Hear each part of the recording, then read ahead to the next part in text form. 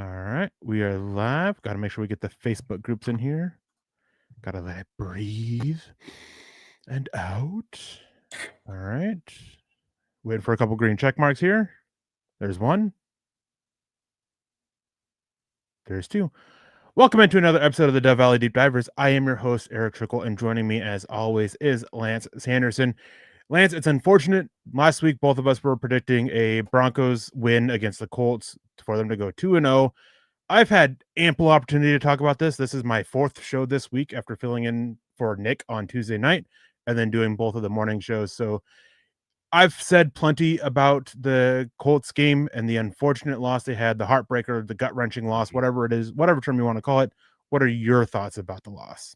Well, first and foremost, welcome in, everybody. We appreciate you for joining us here on a wonderful Friday evening. But going to the loss against the Indianapolis Colts, which, like you said, gut-wrenching, heartbreaking, whatever you want to do.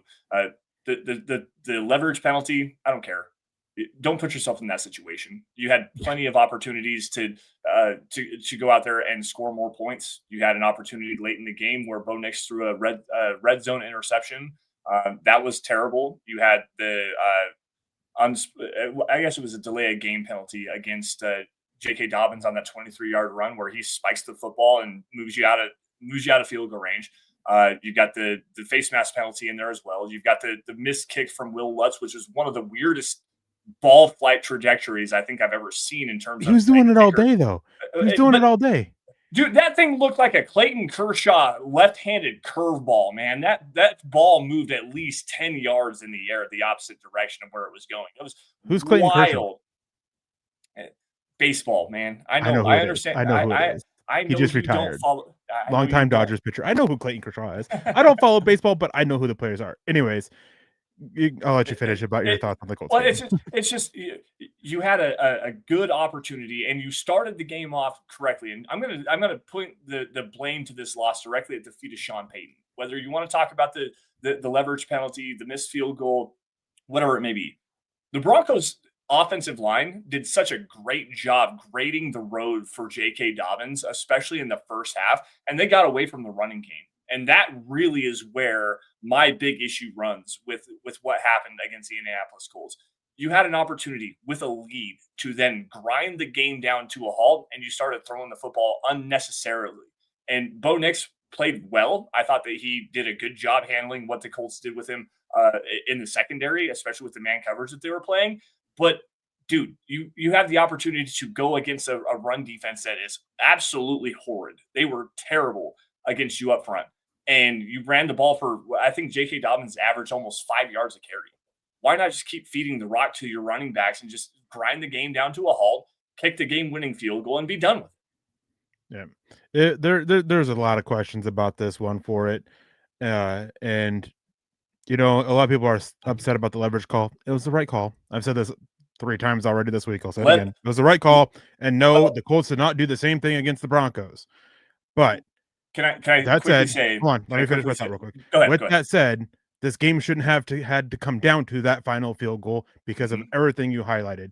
The fact that they had 3 drives to close it out and they ran 19 plays for 83 yards between the final 3 drives with a missed field goal, an interception, and a 3-and-out punt. That leads to the field goal being relevant there at the end. You can't do that. There's a lot of issues wrong with that. Yeah, well, letter of the law, that leverage call is absolutely the 100% correct call.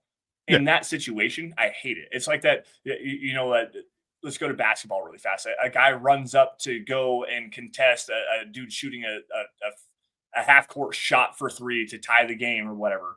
You're going to call a foul on that? Like, it is what it is. I hate it in the moment, but 100% letter of the law, it is the correct call. And Todd saying, Eric, leverage could have been called against the Colts in the same game. No, it couldn't have. So leverage is specifically you are grabbing a hold of the player and you are using them to boost your momentum to get up in the air. The Colts were not doing that. You are allowed to brace yourself when you jump in the air against the opposing team, and that's what the Colts were doing. No, it couldn't, Todd.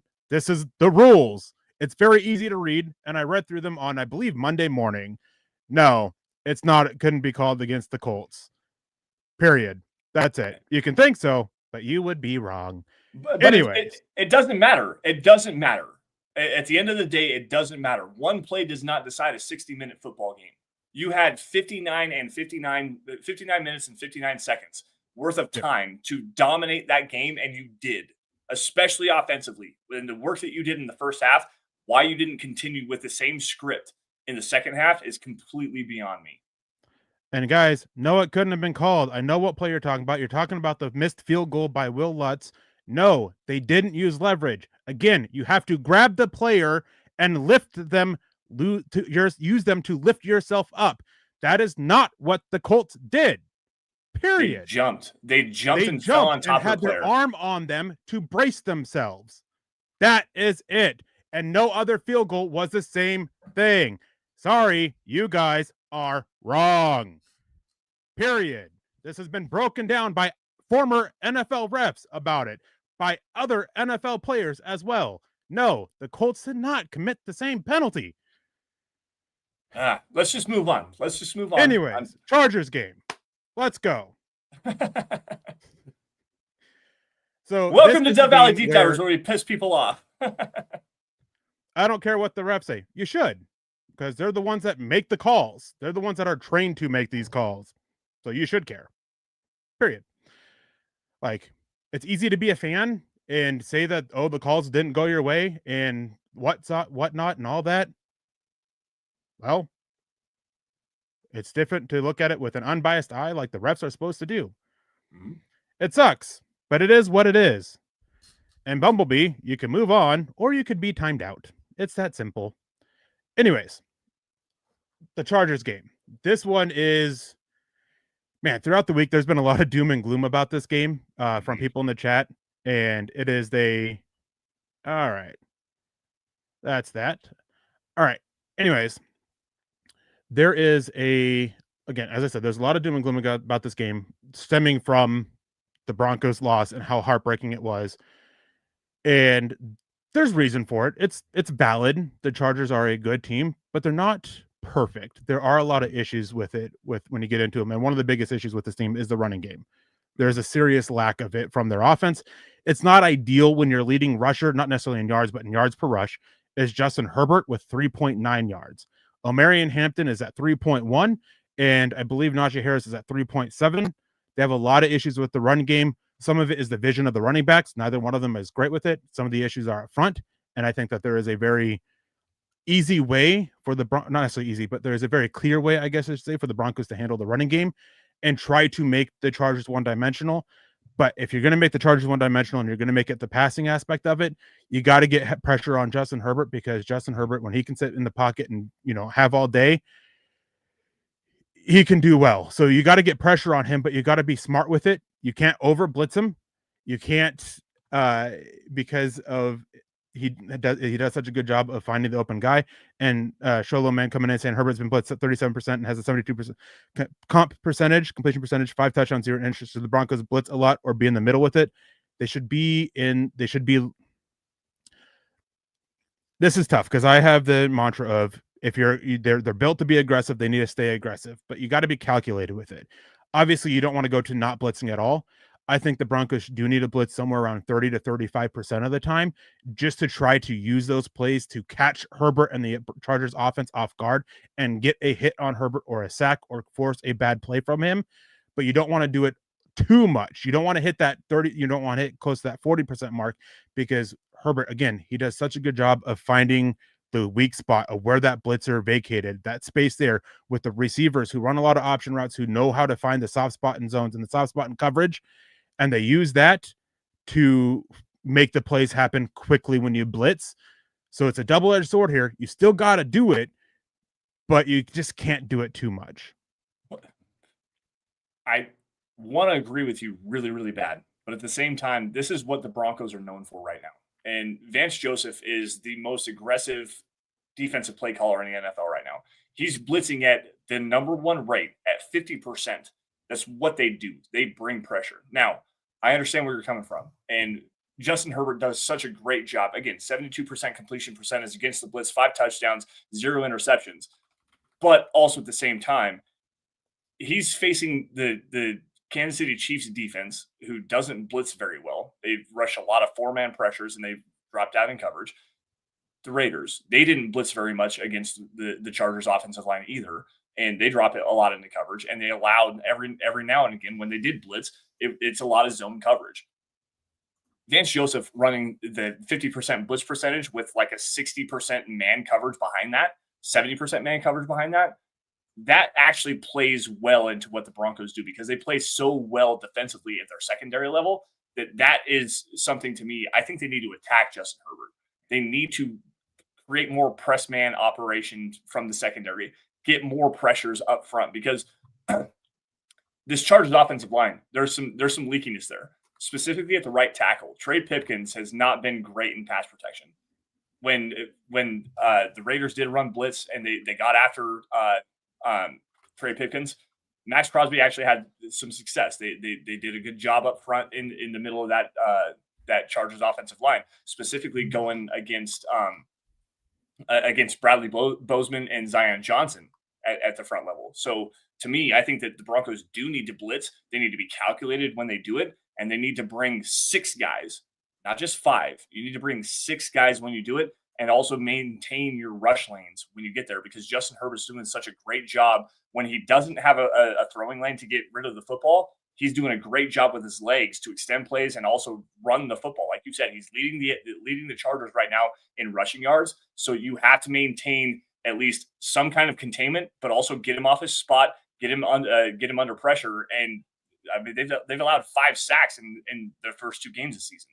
Denver's defense with their pressure rate is incredible at getting home. So they've got to figure out a way to get home against Justin Herbert and keep him in the pocket and hopefully force some tight window throws. So how often do you think they should blitz? A percentage of their snaps? How often? I think probably 40 to 45%. Quite honestly, you said 35 to 40. So right? The Kansas City, I said 30 to 35. The Kansas City Chiefs blitz 39%. The Las Vegas Raiders, blitz 39.4% of the time. And Justin Herbert absolutely tore both of them apart. That is why you need balance. Their average separation, 3.8 and 4.3 yards. Right. When you blitz, you're leaving an open lane, and Justin Herbert, he's smart. He reads the blitzes early. It's hard to disguise blitzes against him. I mean, we've got plenty of game tape on him to realize that. He'll find that open spot, and he's going to hit it. So you got to be balanced with the blitzing. But here's my counterpoint to that. Sean Telfair jumping in. Why blitz and have your cornerbacks play press, which is what Vance Joseph likes to do. The Raiders didn't play press; they played off zone. The Chiefs, from what I did get to see, there was a lot of off zone, off man coverage, play press, disrupt the timing. That's the big part of this whole strategy that I have here. If you're going to blitz, and when you do that, you still have to bring somebody coming in. You're bringing that slot corner. You're bringing that safety.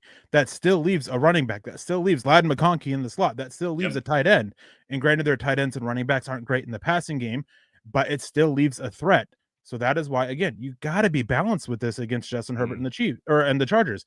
And we've seen it time and time again. Over-aggressive teams against Justin Herbert and the Chargers struggle. Denver last year, there were multiple times where they ended up over-aggressive, and Justin Herbert made them pay for it. Look at the second game as a prime example of that. Denver's defense was over-aggressive, not even with blitzing, which is biting on play action, and Ladd McConkey being hit over the safety or over the linebackers under the safeties time and time again, just with great effectiveness. And that's not even blitzing. So you can't be over-aggressive with this. Against the Justin Herbert and the Chargers, you got to be a little bit smart. Now, talking about their defense real quick before we get into some key matchups. Up front, their defense, not very scary. Even with Khalil Mack, before he got hurt, he's going to be out for this game. He's on injury reserve. Thule is their leading rusher. He has 10 pressures, 0 sacks. Their next highest pressure guy with pressures is Deshaun Hand with 5. They haven't been doing a great job getting pressures, but what they do well is in the secondary. What they do is they play off, they force things underneath them, they take away explosive plays, and they force the offense basically to play a dink and dunk offense to try to move the ball downfield. And they're very opportunistic. When the opportunity comes, they're going to go for the ball. They're not over aggressive with it. They're not over, jumping routes consistently to go for the interception. They're not constantly punching at the ball and not constantly punching at the ball to force fumbles or anything like that. And when they do, it's not where, we see sometimes with a couple current Broncos where they're punching at it and the tackle's being missed, but it is what it is. Todd coming in saying, I love watching Erick's meltdowns. They are so entertaining. That wasn't a meltdown. It was frustration because, actual NFL players have talked about this and fans still want to argue with it when it's very obvious a difference here. And, one thing that I do love is when people spell my name correctly, Todd, which you didn't do. Shame on you, Todd. You've been here forever. My name's on the screen most of the time. Come on now. No. All teasing, all good and fun, Todd, and everything like that. We can disagree about the penalties, but just know I'm right, you're wrong. Anyways, Lance, your thoughts about the Chargers defense? Well, defensively up front, I'm not scared of this unit at all. I mean, Deshaun Hand is probably the one player along the interior that scares me the most. And it's going to be specifically going against Ben Powers, to tell you the truth, where he was doing really well against the Raiders was going against the guard and the left guard specifically, but also when they ran some creative pressure looks. Patrick Graham did a really good job of getting creative with his uses of Deshaun Hand and Tyree Wilson up front, where they would run some twists, they'd run some counters, they'd run some really cool games. Deshaun Hand actually. I'm mixing up like a bunch of different things here. Deshaun Hand. Excuse me. Where am I at here? Deshaun Hand is a dude that when he attacks guards in his pass rush technique, he does a great job getting leverage, getting underneath the guard's pad level and creating separation to just be an explosive pass rushers. Like that's the one guy specifically that I'm really worried about for this Chargers defensive front. I'm not worried about Tuli Pelotu going against Mike McGlinchey. I'm not worried about Bud Dupree against Garrett Bowles. Like this Broncos offensive line should be able to hold up in pass protection. And I think that against the running game, you can target Jamari Caldwell because he can be displaced by double teams really, really easily.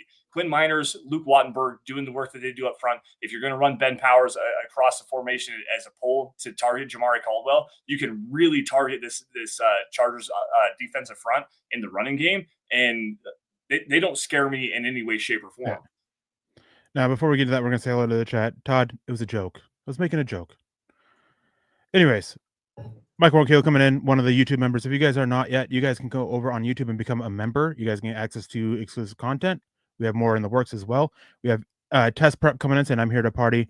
We have Dominic Martin saying, mile high salute to my Broncos family. I'll watch later while at work tonight, overnight. Have a great show, guys. MHH for life, as per usual. Go Broncos. Hope you have a wonderful night and are having a wonderful night when you're listening to this, Dominic. I've already said hello to Todd. Stella coming in saying hello, everyone. Hello, Stella. Hope you're having a good night. Ernie May saying go Broncos country only. Michael and Kilo, good evening. Eric and Lance on the Death Valley Deep Divers. Go Bo Broncos. Ernie May is also coming over on Facebook like he tends to do. Thank you, Ernie. We appreciate that. Paul saying good evening. Good evening to you, Paul. Hope you are having a wonderful Friday night. Peter Middleton saying I couldn't watch football for a week. It hurt. Ooh.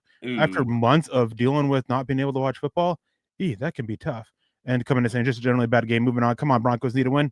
100% need a win. Mm-hmm. And we're going to get into that. We're going to get into a big reason why here soon. Out of Sight Sports saying people also don't realize how tall he is. And I'd be shocked to see no fight Sunday. At the very least, it's going to be a one possession game. No way practice was on utter hell after Sunday. Yeah, I think there's going to be a lot of the Broncos pushing to bounce back from that, especially with the defense, with how bad the defense was. Showed up great in the red zone, but in between the 20s, they were awful. String Guy saying, I saw some rumors on YouTube about Denver trading for a linebacker. Anyone heard anything regarding a trade? I have not. Matty J. Moses coming in saying, Broncos country, we can't be mad about Greenlaw and Ingram. We knowingly signed two injury-prone players. Yeah, every single guy the Broncos signed, the big signings, the four big ones, I guess, were injury-prone guys. They're really betting on their injury staff to go and keep them healthy after a couple great years of it, where Sean Payton purged the roster of those injury-prone players. And there was a lot of hope in Broncos country that all four of those guys, Dobbins, Hufanga, Ingram, and Greenlaw, would pan out. Odds are you're probably going to miss on at least two of them. Mm-hmm. And it's still early. We're only 2 games in, 3 games technically, if you want to count this, since both Greenlaw and Ingram are out for this game. And those two seem to be on the track of being kind of bust signings. As well. We have Cody W saying Denver can win this game. Chargers a powerhouse for beating the Chiefs that are lacking their top 2 wide receivers, and Raiders clean football with the run game can win this game. Yeah, we're gonna get into that here more in a little bit, but there's a reason to fear the Chargers. especially after the way the Colts beat the Broncos in terms of their offensive success against the Broncos' defensive success.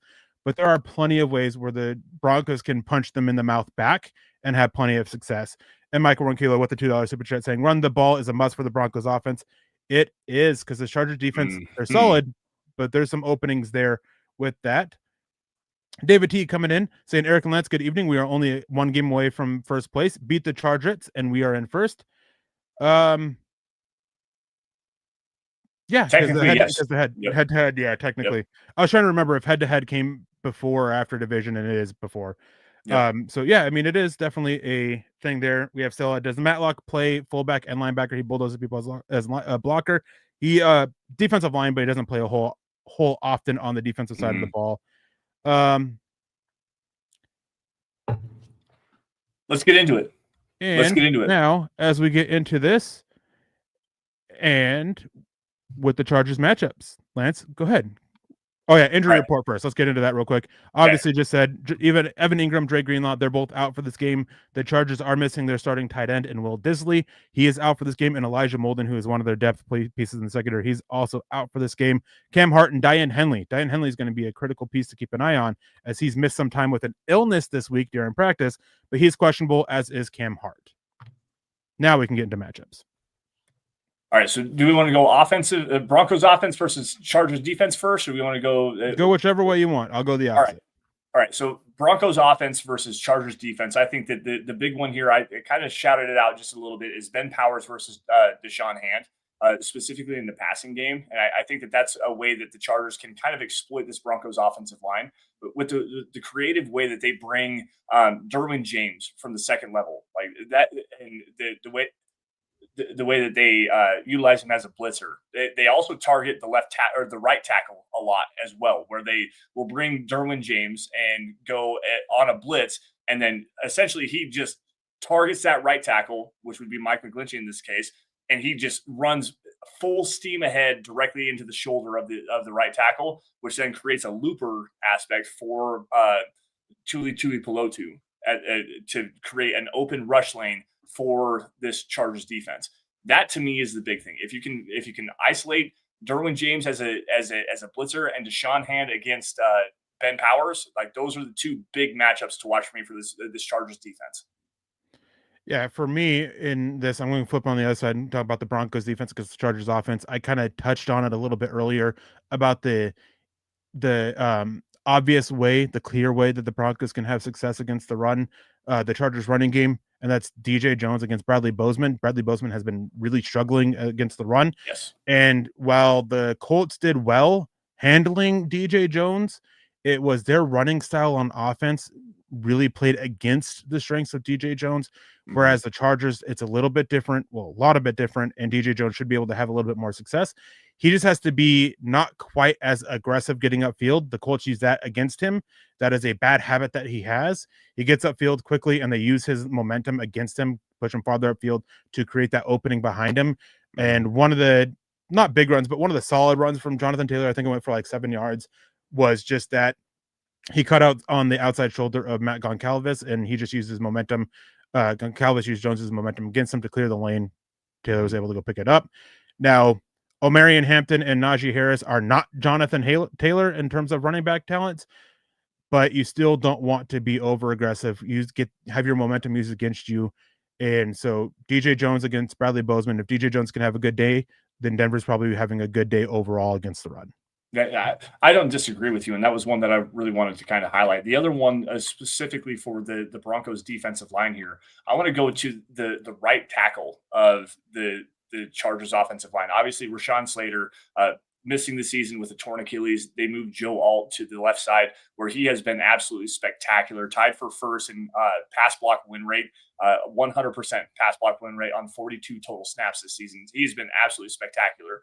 Trey Pipkins, on the other hand, on the right side, he is not great defending against speedy pass rushers. And to me, I don't think that it's Jonathan Cooper that you need to really focus on here. I think Jonah Ellis as a pass rusher and what he's capable of doing with the explosiveness, the first step quickness that he has, the inside-outside versatility, the spin move, Trey Pipkins oversets way too often. He gets high on his skis.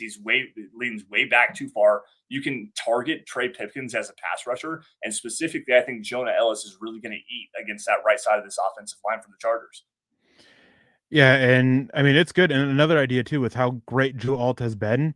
I mean, man, he's looking phenomenal at left tackle. He's an all-pro. Like, looks like it. I mean, 2 games in, like if you're voting for all pro now, there's a reason why they don't. He would definitely probably be the first guy. But one thing that you could look at is flipping. And it is putting Nick Benito against Trey Pipkins. Trey Pipkins throughout his career has struggled with those not over aggressive, but those overly quick and explosive pass rushers, and which is exactly what Nick Benito is. And so you can kind of use that against him. And I wouldn't be surprised. I don't think the Broncos would do it a whole lot. But it is a thing of just trying to take advantage, have a much better advantage in the matchups, right? Sometimes you want best against best, sometimes you want best against the weak link. Well, Nick Benito against Trey Pipkins. Trey Pipkins is the weak link in their pass protection. Sometimes it's good to work for that. Now, before we get into this, there's a couple things here in the chat that I wanted to grab here. We have Peter Middleton saying, rookie report, how are they looking so far? We will get to that at the end of this. We'll get through our matchups, and then we'll get through our bold predictions, and then we'll get into the rookies and how they're doing. Shallow Man saying, has Derwin James been playing nickel the last 2 games? Seems like he's always near the line of scrimmage. He plays all over the defense. I believe the majority of his snaps have been, not quite half, but pretty darn close, have been playing in the slot. That's just been standard of him. But he and Diane Henley are so trusted with that underneath coverage. It really can allow them to do different things with their secondary. And so my second matchup, the one for the Broncos offense against the Chargers defense, is these running backs against handling Derwin James and Diane Henley playing so close to the line. Yep. Sean Payton, he loves those running backs in the open field, in the passing game. And it's going to be hard to get them going against these 2 players. And just with the way the Chargers defense overall plays, is they want to give you those plays. So can these running backs catch the ball cleanly, which has been kind of an issue, especially with Tyler Bidet, who's been the leading receiving back for the Broncos so far. He's actually the 3rd leading receiver on the Broncos offense in general in terms of targets, and I believe catches. And so you want them to be able to catch the ball cleanly, and then they have to be able to pick something up after it. You have to get the yards after the catch with these running backs in the passing game. And that's where it becomes so difficult with Derwin James and Diane Henley playing so close to the line with the way that they're trusted. Well, I think a big part of that also ties into what Jesse Minter wants to do as the Chargers defensive coordinator. They run a lot of off coverage. They run a lot of quarters. They run a lot of 2-man. So you're going to see a lot of free releases from these Broncos wide receivers. And again, going to the running backs where you can find some check down options, which the Chargers have done a pretty decent job in terms of like chasing down these check down options. I think that the bigger matchup here is Sean Payton versus Jesse Minter in terms of the quick passing game. We watched it last week against Lou Anarumo and the Indianapolis Colts, where in the quick passing game, specifically towards the middle of the field, when Lou Anarumo went to off coverage or quarters coverage, Troy Franklin, man, is going to feast against this Chargers defense because he does so well working over the middle of the field. And when you get the ball in his hands, he did a great job of avoiding tacklers. He did a great job getting the ball vertically up the field when he needed to. He's does a great job in terms of breaking tackles as well. I mean, he had 8 catches for 89 yards and a touchdown last week. 6 of those catches were on quick game. A lot of them were on just quick hitters, bubble screens and stuff like that, allowing him to get the ball in his hands early in the snap and getting up the field vertically and avoiding tacklers. The one big one that everyone wants to highlight was just a broken play scramble drill where he follows scramble drill rules. And you're not going to have that against this Chargers defense because the whole reason why they play this off coverage, this quarters coverage, this deep zone coverage is to limit explosive plays. So to me, I think that the bigger thing here is Sean Payton recognizing what you're going to be able to do with Marvin Mims, with a guy like Troy Franklin over the middle of the field, getting the ball out of Bo Nix's hands quickly in space, and allowing these players to go and make run after the catch opportunities. And to me, I think that with the guys that the Broncos have and what they've shown with the ball in their hands, they can actually create some explosive plays by just running in space. Like that to me is a big opportunity for this Broncos offense. Yeah, you just have to be careful with that with Derwin James and Diane Henley because they like to lay the wood when the time's there, when the opportunity arises. So you got to be a little bit careful, especially with somebody like Marvin Mims.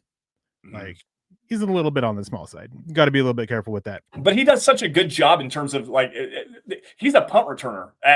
Like in his true nature, he's a punt returner. This is a guy that has been known to see big time defensive players, whether it's off ball linebackers, safeties, cornerbacks, they run down in punt coverage. Those are the guys that he's trying to avoid with the ball in his hands. He has the vision, he has the quickness, he has that first step explosiveness to find those opportunities, to miss those linebackers, to miss those safeties.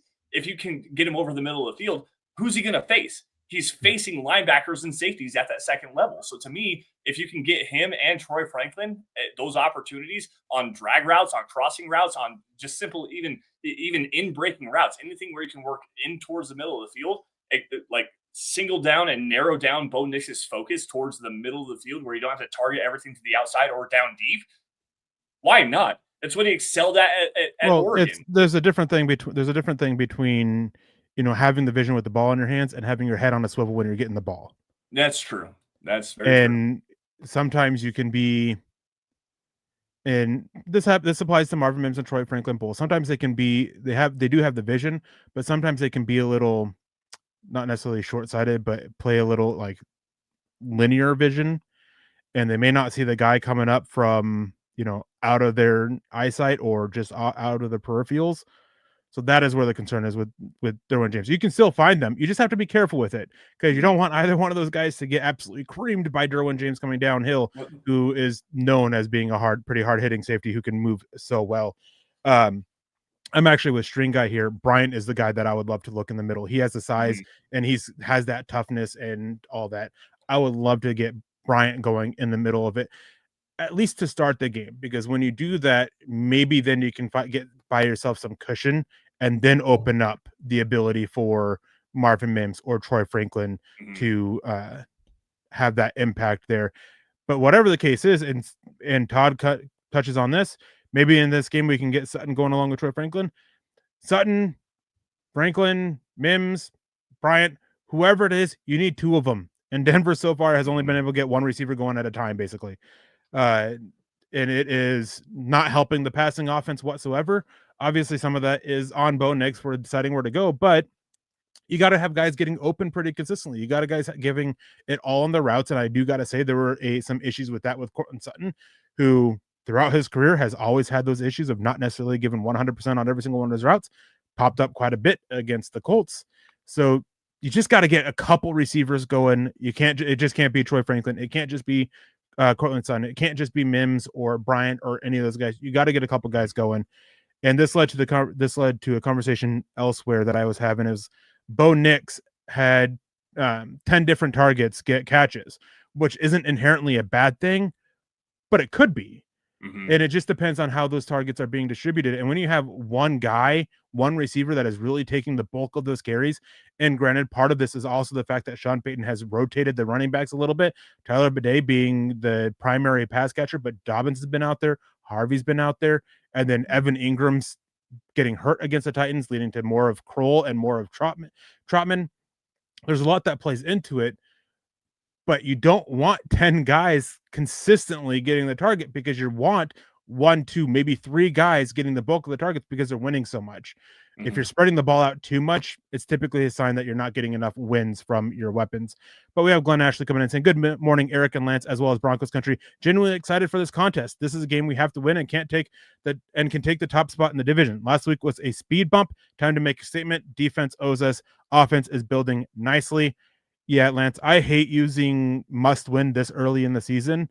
But with that said, if the Broncos really do want to have eyes on the division, this is a must win. You cannot fall back 2 games to the Chargers with all 3 of the Chargers wins being in division. You can't. And you can't, even if you tie them, well, you have to win that other game now. and hope that you can do that. But even then, it then goes to the division record where they're 3-0, and the Broncos haven't had a division game. There's just too much on the line here for the Broncos to lose and potentially still win the division. They need this game if they really do want to win the division. No, you're definitely not wrong here. And a bigger part of this factor, especially with the Chargers starting 3 games against the division, you got the road game in Las Vegas, so you have another home game against the Raiders. The first game in the first week against the Chargers played in Brazil was technically a Chiefs home game. So you get the Chiefs at home in Los Angeles again.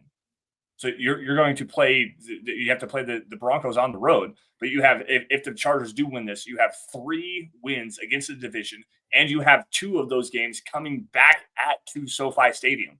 Like that's a significant advantage for this Chargers team. Like you absolutely desperately need. I don't want to say must win, but you need to win this game. Yeah. You absolutely need to win this game because, and with the way that the Broncos schedule unfolds, fortunately you catch a break with Joe Burrow being hurt with a turf toe injury. He's going to miss the next 3 months. That's your opponent in week 4. You have a game against the Philadelphia Eagles in Philadelphia following right after that. Then you go on the road to London, and then you come back home to face the New York Giants, who Russell Wilson looked pretty damn good this last week. Let's not cut the card short here. The schedule here. Go ahead. I still don't think Russell Wilson will be starting that game. I think they're just waiting to pull him for Jackson Dart. And on that note, the New York Giants game is the week of the meet and greet. Yes, absolutely. We can't sit there and tout the fact that they're undefeated in the weeks of the meet and greet any longer after last year. But it is, still the week of the meet and greet. So, and there's a lot of emotion going in this game. Demaryius Thomas going into the Ring of Fame is a big one. So I think that the Broncos will have a lot of heart for it, but that's down the road here. I just want to throw that out there because of the meet and greet. But yeah, I mean, what you're saying is very astute. I mean, it is a game where if they can pull this off and they can get this victory, they are setting themselves up in a really good position with basically the last half of the season to go. Not quite fully the last half, but pretty darn close to it, to not only win the division, but to push for the playoffs. And one thing is, can't overlook the Bengals, not to jump ahead and over the Chargers, but Jake Browning has showed he can go out there and lead the Bengals offense in his stead. And it is a different thing, even though he was absolutely terrible coming in for Joe Burrow last week. There is a major difference when the game plan is made for your starting quarterback and you're coming into it than a game plan that is made for you to be the starting quarterback. No, you're not wrong. I definitely think that'll be a thing, but that's next week's conversation a little bit down the road here. So the Chargers game, it's a tough one, but it is winnable. It's not all doom and gloom. The season's not over. I had a couple of things of that on, I believe, Wednesday morning. A couple of people going off about the season being over. It's not. It was a road bump, and I hate using this as an example because last year they were a significantly better team overall with talent in much better places than the Broncos do now. But people forget that last year the Philadelphia Eagles started the season 2-2, including dropping a 1-point game. Dropping a game by 1 point to the Atlanta Falcons in week 2. And they came back. They lost 1 game after they lost, 2 games after that, end of the season 14-3, and won the Super Bowl. Not saying the same thing's going to apply to the Broncos. As I said, the Eagles last year were significantly better in key areas with more talent in different areas, but it's not impossible. No, this is a game that if the Broncos can win, it can do wonders for the momentum of this team. It can do wonders for the locker room, and that can do a lot to carry throughout the season. And there's just a lot of left. And Todd asking, Chargers are the only undefeated team in the AFC West? Yes, they are. Yes, they are the only one left. 6 teams in the NFL right now that are 2-0. Yeah, they're the only one left in the AFC West, is what I was going to say. And so it would be great to be able to hand them the loss here. Cody W coming with a $5 super chat saying, games won last year. We're talking what the defense would give you is not sexy, but it works. Sometimes like they are looking for a big play every down now. This has to have been one of my most frustrating things about the Colts. Outside of people thinking, the Colts did penalties when they didn't. But hey, is Sean Payton on 3rd down and 3rd and short situations, and they're firing up deep shots. And it wasn't even like a decision to Bo Nix. It was most of these routes were 10 plus yards downfield with 1 escape route, like 1 safety outlet, whatever you want to call it. You can't do that in 3rd and short situations. You can pass the ball. You don't have to run it, but it almost seems like an overcorrection. So this team absolutely loves the ability to, or loves that, third and short, fourth and short sneaks. So it seemed like an overcorrection after what the Tennessee Titans did against it to completely go away from that. Mm-hmm. And this is one reason why after the Titans game, I said that Sean Payton needs to add a wrinkle to it. They need to add that ability of we're going to sneak it, and then Bo Nix is actually going to toss it to Harvey or Bidet or Dobbins or whoever, and just add that wrinkle to it instead of going away from it, because it is such a good part and a good part of this offense. It's quite effective, quite works quite well. So it almost seemed like an overcorrection, but you can't sit there on third and short situations, have longer developing routes, deeper developing routes, and expect it to work. And it's just one of those things with Sean Payton. And this was something we saw last year, not as often, but it's like goes into some of the play calling issues that I've highlighted before and the play sequencing issues that I've highlighted before. Well, the big thing here is let's go back to the Colts game really fast. You have 3rd and 4, I believe, fringe red zone, and you call it. I don't even think it was a play action pass. Bo Nix straight drop back, throwing the ball on 3rd and 4. You're in the damn red zone. What the hell are you doing running or throwing the football? Run the damn ball. You've had success all day. All day. The Broncos offensive line was manhandling the Colts defensive line in the running game. Go run the damn football. You have it. He had it again written on the top of his play sheet. Run it. 3 exclamation points. So go run the damn ball, man. Like, seriously. The sequencing in the second half, the play calling, the overall decision making in the second half is just mind blowing. You went out, you scored 21 points on the first 3 drives. You scored 3 consecutive touchdowns. Actually, no, there's a punt in there. Sorry. So 3 out of 4 drives. You go out and score touchdowns against the defense, and you're running the ball incredibly effectively. In the second half, you go away from that. Why? What are you thinking here? You have a 10-point lead essentially at one point in that game. Why not just continue to pound the rock? That's the thing that makes me so frustrated with this Broncos offense. Yes, I think that the Broncos can have some success throwing the football against this Chargers defense. I really do. I think that they can actually set up some running plays by throwing the football, because they're going to start dropping some defenders back. And the Chargers don't do a whole lot in terms of their pass rush, and especially blitzing. I think they have I had it written down here. Bottom 5 blitz rate in the NFL this season, 14.7%. They don't blitz at all. They rush 4. Yeah. They don't even blitz against the run. They don't run blitzes. They just let their playmakers at the second level go attack that. Go attack the fact that these guys are sitting back and keeping everything in front of them, because you can develop an offense behind that. You may not be able to take shot plays, but 6 yards on first down is 6 yards on first down. You get 5 yards on second down. Hey, that's another first down. You run it for 4 yards on first down. Guess what? 2nd and 6. Now you open up your playbook. You can run a play action pass. They had a schedule. Exactly. Stay ahead of schedule. Stay ahead of the 6. Yeah, and you can do it. You can absolutely do that against this Chargers defense. Yeah, and then seeing some conversation about this. Dre Greenlaw is out for this upcoming game. He's not on injured reserve. He is eligible to come back. And they didn't place him on injured reserve because they expected him back in the first 4 weeks. And I can't remember if it was today or yesterday. There was a comment about it that does sound like they're looking at the Cincinnati Bengals for him to get back. They started to amp things up a little bit this week in terms of his recovery process and hoping to get him back practicing. Maybe he does miss the Bengals game, but that does seem to be the targeted game that they're looking for, as they are playing it slow with his injury. We'll see.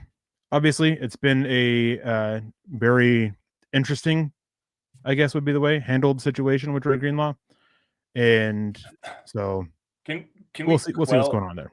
Can we quell a little bit of the rage here? Like, we're dealing with an off-ball linebacker that has lower leg injuries, and yeah, there's always the concern there that he's going to have another lower leg injury, and of course, quad is there, but it's a quad strain. Those take a handful of weeks. Just you and I've talked about this privately, and even on the show, talking about hamstring injuries. It's the opposite side of the thigh.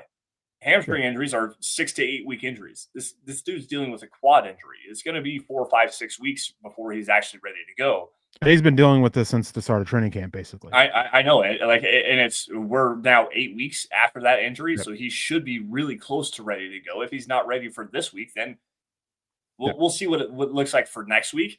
I'm not quite ready to start panicking on the Dre Greenlaw situation with the quad injury that he's dealing with, because you haven't really hit the meat of your schedule. This game is the first one you really needed to have him. Next week is another one, but with Jake Browning starting and not Joe Burrow, that's going to help you out a little bit. Philadelphia is really where I was looking at. Like that's the matchup you really needed Dre Greenlaw, especially against the run, where Philadelphia does such a great job up front and they do a great job with Jalen Hurts. Next week is really where I'm starting to worry about if Dre Greenlaw is not going to play. And then week 5, that's where the panic meter really starts to rise. Yeah, and before we get out of here, I do want to get into the rookie report, but first let's get through our bold predictions for this team. We'll do one on offense, one on defense for each of us. My bold prediction on offense is that Bo Nix has under 6 air yards per attempt. Okay. So he's throwing the ball under 6 yards on average per attempt. Which makes sense. Dink and dunk. Yep. Right, which makes sense, especially because this Chargers defense, they want to keep everything in front of you. They're going to allow those free release passes, and Bo Nix is going to take advantage of that. Yep. That doesn't mean that this offense can't be successful against this Chargers defense because, again, I think that with Troy Franklin and Marvin Mims, their ability after the catch with the ball in their hands, why not? Dink and dunk it down the way and go with that. So what's yours for the offense? For the offense, I think the Broncos are finally going to have a 100-yard rusher, and it's not going to be J.K. Dobbins. I think R.J. Harvey. 3 weeks of this. Third time's the charm, right? Right, exactly. I could go with that one, but I think that I think that the real one here is that Troy Franklin is going to have 120 yards receiving and 2 touchdowns, because I think that with his run after the catch ability, and I wrote a film breakdown of what the Broncos are doing with him in the quick passing game. And his ability to run after the catch, especially against the Colts, who play a lot more man. They play a lot closer to the line of scrimmage. They limited some of the run after the catch. But with Troy Franklin, I think that if you can get him over the middle of the field, that one play that set up the touchdown pass, where he ran a quick slant route against quarters coverage, and then ran across the field and gained like 6 or 7 more yards in the red zone against that Colts defense. With the way this Chargers defense plays, especially off coverage throughout the entire course of the field, and then when things clamp down, they kind of clamped up. I think Troy Franklin's going to have a huge day. Give him 2 touchdown receptions. That's my big bold prediction. And then also give me 100 yards on the ground. Somebody, RJ Harvey, please. Can we get 100 yards on the ground for RJ Harvey? Yeah, String Guy coming in and saying maybe they could sign my little dog Cookie at linebacker. She could at least bark at the running backs as they run by. That's what Singleton does. He just barks at them. Man, there was a run. I can't remember if it was the long run by Taylor or a different one, but man, there was a run where he just runs right by Taylor. Singleton has a bad habit of lowering his head, and he just misses it. Taylor just basically stops, lets Singleton run by, and takes off. And then there was another play. I think it was actually a quick pass outside, or an outside run by Taylor, where Sternad runs over pursues, and then Singleton over pursues, and then they're left with their arms spinning. It's rough. But anyways, defensive bold prediction here. Lance, I'll let you go first because I'm going to try to think of one that's not in my bold prediction articles that's either out on milehuddle.com or coming out on milehuddle. All right, so I don't want to go to the linebackers because I know that's going to be a target area here. I want to go to the pass rush. And I think that Jonathan Franklin Myers going against Zion Johnson, this is a breakout game for Jonathan Franklin Myers. Because Zion Johnson in pass protection has been not great. Let's just put it that way. He's been solid, but not great. John Franklin Myers, with his ability with the swim move, is something that Zion Johnson fails against consistently. He doesn't work well with pass rushers crossing his face. I think that Jonathan Franklin Myers, 2 sacks. Give me that. My bold prediction is kind of a defensive unit thing. And there's 2 ways I want to go with this. Either I go with it being a bad bold prediction for the defense or a good bold prediction for the defense. If I go for the bad thing for the defense, I might actually finally, have people showing up at my door with, pitchforks and torches. So I'm going to go with the good one. The defense bounces back in a big way, and it's not going to sound like it's a big way, but it is against Justin Herbert by keeping him under 250 passing yards. After what the secondary showed against Daniel Jones, where Daniel Jones had right around 400 yards. Yep, I think is what it was. 376, I thought is so it was something like that. It was pretty darn close to it. they bounced back, and against a much better passing attack of the Chargers, by the way, much better receivers. Quentin Johnston has been great. Keenan Allen's been great to start the season. Ladd McConkey looks like a legitimate star in the making, and against a much better passing attack, a much better, even better designed passing attack, really, that still does a lot of the same things of pushing over, of putting, working horizontally, which the Broncos had issues with last week. Yep. They hold Justin Herbert under 250 passing yards. I like that.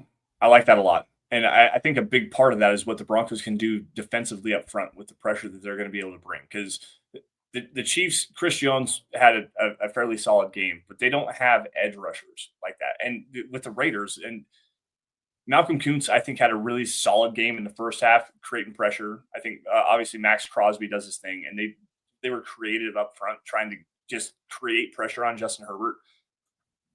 When he's consistently pressured is where Justin Herbert does kind of fall apart. Now, the big thing here is I think that Greg Roman is doing such a great job in play calling with the quick game and kind of just allowing Justin Herbert free reign at the line of scrimmage. They're not like your typical Jim Harbaugh, Greg Roman offense. They run a lot of 12 and 13 personnel. They run a lot of 22, 23 personnel. They want to cram it down your cram hole and just say, here you go, stop the run. They're not doing that right now. They're allowing Justin Herbert the freedom to throw the football down the field, and it's working really well, especially with Ladd McConkey over the middle of the field. So if you can get after Justin Herbert, get him off his spot, get him and just corral him, you can have some success here. And so less than 250, that's bold, but I think it's definitely doable. Yeah.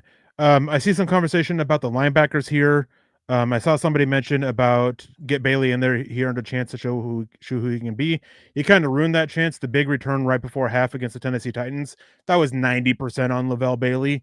He stinks in special teams. That's part of the reason why they went with Karine Reed, is because he was significantly better on it. And then in this last game, that is why they called up Garrett Wallow over Lavelle Bailey, is because they wanted to help be more consistent on special teams. So Lavelle Bailey, special teams, that's what seems to be holding him back right now. And then we had Stella coming in here and asking, also, do you think we see Jaleel over Bidet? Jaleel wasn't even suited up last week. Yes, Jaleel McLaughlin was inactive for the first 2 weeks. Part of that was because of pass protection for Bidet, using as him being kind of the third down back for it. Mm-hmm. And I think it was about last Thursday, they talked on it that the third running back is going to be rotated based on matchups.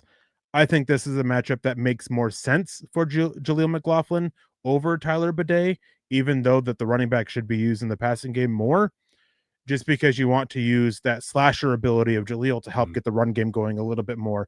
Because if you can do that, you can potentially force changes to the coverage the Chargers are throwing at you. And I think that should be the way the Broncos need to attack this game. And they also need to try to be more ball control on offense and limit the amount of time that Justin Herbert is on the field against this defense after the week they had, and try to, again, basically just buy the time of the offense to help the defense get a little bit of confidence back and hope that they can step up in a little bit less action. But before we get out of here, rookie report. Zade Barron, he's been fine. Hasn't been on the field a whole lot. RJ Harvey was great against the Titans, really struggled against the Colts. He looked a little bit way too passive instead of being aggressive and just getting going. Some running lanes did close up on him pretty early. Big Lou did a good job of cheating coverage to stop the run there for a while. And then Tyler Bidet, not Tyler Bidet. Xavion Jones has been inactive. Q Robbins has been inactive. Pat Bryant has been fine in his limited usage. I mean, he had a really good game against the Colts on just a handful of targets, handful of catches. I think it was like three targets and 2 catches. He's done well blocking. Jeremy Crawshaw has been the best rookie so far, which I don't think anybody would expect after what we saw in the preseason. Crawshaw's been the best rookie so far, but he's also been the one, and he hasn't even, I guess, in fairness, in terms of relatively speaking, with how much their side of the ball is on the field, he's probably seen the field the most because anytime punt, he's out there. In a punt coverage situation, he's out there. Whereas Harvey's been far, so percentage of their side of the ball snaps, I guess is the best way to put it. He's seen the ball, he's seen the field more in that aspect. Crawshaw has actually been kind of a revelation after what we saw in the preseason and all the reports that we heard from training camp. He's been damn solid. Yep. Quality punts. I think he has 3 pinned down inside the 20 right now over the first couple of weeks. So to see him have we'll call it the Crawshank redemption, essentially, because he was Crawshank early in preseason. But to see him just have a lot of success over the first 2 weeks, that's a good thing. I'm not worried about this Broncos rookie draft class right now. I'm really not. Savion Jones, it'd be nice to see him as a rotational player. I think that Jordan Jackson has really struggled, especially against the run, because he doesn't separate. He doesn't have the play strength. I think Savion Jones would be a player that you can rotate in there and hopefully see some growth and improvement. Q Robinson is really the one that I'm struggling with why he's not seeing a jersey on Sundays, because he is such a great player on special teams. Yeah. He also provides that boost as a pass rusher with that first step quickness. So maybe you can add to the pass rush there. But Jahdae Barron, I'm not worried about it. I'm really not. Jaquan McMillan, he's been playing at such a high level. He's been, I think he was number 1 in coverage against the Titans. I think he was number 2 in coverage against the Indianapolis Colts, according to Pro Football Focus, in terms of their coverage grades. Riley Moss has been absolutely spectacular. So opportunities for Jahdae Barron to see the field have been, I don't want to say limited. He's played his fair share, and he's looked solid in doing so. He's been very physical as a run defender as well. I'm not too worried about the rookie class right now. Let's see what it looks like here in a handful of weeks, and especially as this roster is now injured. Like very injured. I mean, you've got Drew Sanders on injured reserve. You've got Dre Greenlaw struggling there. Justin Sternad was missed a practice earlier. Alex Singleton has a broken thumb. But how does that change what Vance Joseph wants to do with the second half of his defense? Yep. Do we see Jahdae Barron play more of that nickel safety hybrid kind of linebacker role in dime looks? Does that actually start to elevate his snaps? What happens with Nick Benito and Jonathan Cooper, Jonah Ellis, Dondre Tillman has played very, very well. That really kind of limits the opportunities for Q Robinson. So I think that the top line of this roster right now is just kind of keeping these rookies off to the side, and it's nothing to be panicked about. It's just let's see how this continues to unfold as we get to weeks 5, 6, 7, and 8, not weeks 1 and 2. So to me, not panicking here about this rookie class. I think the Broncos' depth right now is keeping them off the field for the most part. And that's I think RJ Harvey's probably the most disappointing player right now in terms of just the usage. Because we have Peter Middleton coming in saying, thanks, Eric. Should there be concerns about our first rounder not playing much? No, they're easing him in. They're rotating him with Jaquan McMillan. If by mid-season he's not seeing the field a little bit more, then maybe, but I think that they're just trying to ease him in. Like he had a very different role at Texas until last year, his final year, where he was playing on the boundary. And so they're just trying to ease him into it. They do have quite a bit on his plate, and they're just putting a little bit more every single week, seeing how he adapts, how he adjusts. So I don't think there should be concerns by now. I know there are a lot of people freaking out about it. I know there are some people who are already calling him a bust because he didn't end up starting over Jaquan McMillan. But no, I'm not concerned yet. But that concern will probably start happening soon. And I'm in agreement with Lance. I think the most disappointing rookie so far has been RJ Harvey. And not because of the Titans game. It was just this last game it seemed like he was getting through that overly patient aspect. And then he just comes again against the Colts and just be a absolute stinker. Like he's a stink bug. I think it also ties in just quickly. I think it also ties into the play calling here. So the Broncos, I believe it was 16 carries for J.K. Dobbins to 7 carries for R.J. Harvey in the Indianapolis or the Tennessee Titans game week 1. And then J.K. Dobbins got 14 carries for 77 yards. R.J. Harvey only saw the ball 5 times. If you're going to go and get a running back like a guy like R.J. Harvey, you want him to touch the football. He's the explosive playmaker. Yeah. But we're not calling running plays. Run the damn football. Yeah. Have a good night, David. Hope you're on the road to recovery with the issues that you've been dealing with. But before we get out of here, Lance, real quick, what's your score prediction? Do you have the Broncos winning this one? I do. All of our score predictions are up at milehighhuddle.com right now. The Mile High Huddle Roundtable is live. It's been live since, I believe, about 11 o'clock this morning. I have the Broncos winning this game in a shootout because I think that, again, talking about this Chargers defense where they allow a lot of free release, open, accessible catches early in the down and run after the catch ability, I think that Bo Nix is going to actually have a decent day against this Chargers secondary. They're going to run the football pretty well. I have it 31-30. The Broncos winning this game in a shootout. I do not. I have the Chargers winning this one. I have them winning by a touchdown, 27-20. I think that the ability of the Chargers to limit explosive plays is what ends up being the nail in the coffin at the end. Chargers get a chance to tie it. They just can't get the explosive plays to score downfield and move the ball downfield quick enough to score, unfortunately. I hope I am wrong because it would be so much better for the Broncos to win because if they really want to win the division, again, this is a game they need to win. Now, before we get out of here, one final question. We have Max coming in, one of the YouTube members, wanted to highlight him for being a YouTube member, saying, how do the Chargers corners match up with our receivers?